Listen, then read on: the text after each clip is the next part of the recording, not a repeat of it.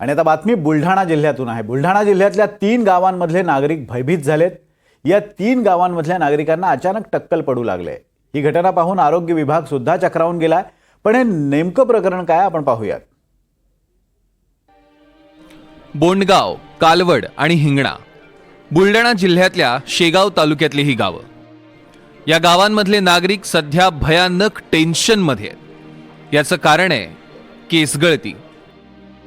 डोक्यासह अंगावरील केसही गळू लागल्यानं या गावांमध्ये भीतीचं वातावरण आहे। माझ्या गावामध्ये एक अजब आजार पसरलेला आहे। त्याच्यात केस गळती होत आहे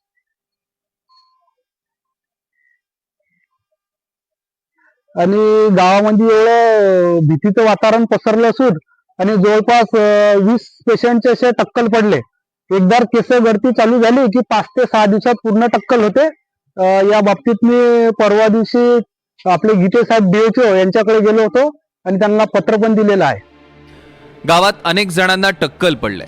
महिलांनाही केसगळतीचा त्रास सुरू झालाय। आरोग्य विभागाने देखील याची दखल घेत गावात टीम पाठवली आहे। मात्र रुग्णांची तपासणी केल्यानंतर आरोग्य खातंही चक्रावून गेलंय। केसगळतीचं नेमकं कारण डॉक्टरांनाही समजलं नसलं तरी त्यांनी काही शक्यता वर्तवल्या आहेत। नागरिकांच्या त्वचेचे आणि केसांचे नमुने घेण्यात आले आहेत। आता निदर्शनात एक गोष्ट आली आहे की नक्कीच केसांची गळती होते आहे पेशंटची।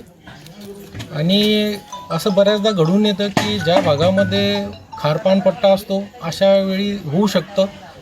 त्याचे आता नमुने वगैरे आम्ही घेतलेले आहेत। तसे तिथलं जे पाणी आहे ते पण तपासायला पाठवलेलं आहे। आणि बऱ्याचदा जे काही पेशंट आपण आता चेक केले त्यामध्ये असं निदर्शनास आलं की 4 ते 5 पेशंटच्या डोक्यामध्ये सेबोरिक डर्मॅटायटिस प्लस पिटारियासिस व्हर्सिक्युलर सोबत टिनिया कॅपिटिस असे फंगलचे आजार निदर्शनास आलेत। आतापर्यंत अचानक टक्कल पडलेले 50 ते 55 रुग्ण आढळून आले। यात आणखी भर पडण्याची शक्यता आहे। राज्याच्या आरोग्य मंत्र्यांनीही याची गंभीर दखल घेतली आहे की या विषयाची वस्तुस्थिती आपण एकदा बघून घेऊ। वस्तुस्थिती बघितल्यानंतर आवश्यक त्या उपाययोजना कराव्याच लागतील। बघितल्यानंतर थोडासा प्रकार गंभीर वाटतोय, परंतु त्यातली नेमकी फॅक्ट काय हे बघितल्यानंतर अजून चांगल्या पद्धतीने आपण लोकांना किंवा आमच्या यंत्रणेच्या माध्यमातून जे करावं लागेल ते करू। सर, पर्यावरण विभागाने अधिकाऱ्यांना सांगितले आहेत का? हो निश्चित हो। अधिक क्षारयुक्त पाण्यात काही दूषित घटक मिसळल्यामुळे ही परिस्थिती उद्भवली असावी असं तज्ज्ञांचं म्हणणं आहे। आता आरोग्य विभागाच्या चौकशीत यामागचं कोणतं कारण समोर येणार हेच पाहावं लागणार आहे।